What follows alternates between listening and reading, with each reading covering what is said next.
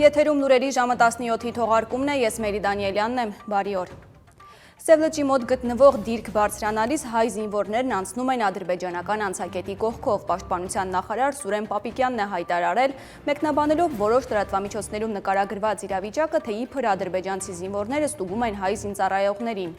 Պապիկյանը կտրականապես հերքել է որևէ ստուգում։ Նրա խոսքով հարցն այն է, որ կամ պետք էր թողնել այդ դիրքը, կամ անցնել ադրբեջանական հենակետի կողքով։ Նա հստակեցրել է, որ որպես նախարար այս իրավիճակի հեղինակն ինքը չէ։ Պատասխանելով Ադրբեջանի կողմից օկուպացված հայկական տարածքների ազատագրման վերաբերյալ հարցին, նախարարը հայտարարել է, որ հարցը գտնվում է սահմանագծման և սահմանազատման հանձնաժողովների իրավասության շրջանակում։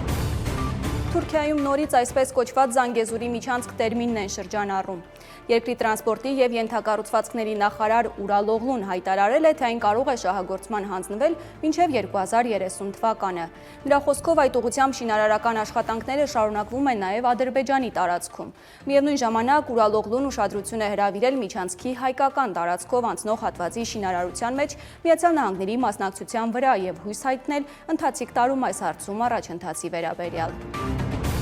Հալեպում տեղի ունեցած բախումների հետևանքով քաղաքի հայկական եկեղեցում ապաստան գտած ընտանիքները վերադառնում են իրենց տները։ Հալեպի հայկական եկեղեցու հոգևորականներից մեկն է հայտնել։ Նա նշել է, որ ռազմական գործողություններն ավարտվել են, քաղաքում իրավիճակը հանգիստ է։ Սիրիայի դեմոկրատական ուժերի զինյալները նախօրեին են դուրս եկել Հալեպից, ըստ քրդական ուժերի ղեկավարի, հրադադարի և զինյալների ու քաղաքացիական անձանց ապահով տեղափոխման որոշումը կայացվել է միջազգային միջնորդության շնորհիվ։ Սիրիայի կառավարական ուժերի և քրդերի վերջին օրերին տեղի ունեցած բախումների հետևանքով Հալեպում 24 մարդ է զոհվել, գրեթե 130-ը վիրավորվել, շուրջ 150,000 մարդ տեղահանվել էր։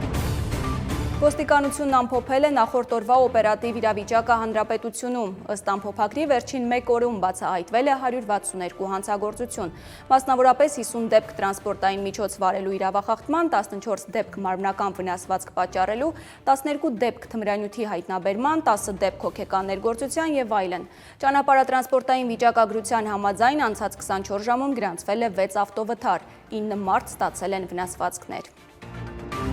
Եվ վերջում եղանակի մասին։ Հիդրոթերապևտաբանության և մոնիթորինգի կենտրոնից հայտնում են, որ միջերկրական ծովից ցիկլոնի ներթափանցմամբ պայմանավորված հունվարի 13-ի լույս 14-ի գիշերը շրջանների մեծ մասում, 14-ի ցերեկը և 15-ին առանձին շրջաններում սպասվում են տեղումներ։ 13-ի լույս 14-ի գիշերը ողջ հանրապետությունում ձյան տեսքով։ Ջերմաստիճանի անկմամբ պայմանավորված հունվարի 13-ից 14-ին հանրապետության ավտոճանապարհներին սպասվում է մերկասառույց։ Հունվարի 14-ից 16-ին օդի ջերմաստիճանն աստիճանաբար կնվազի 10-ից 13 աստիճանով։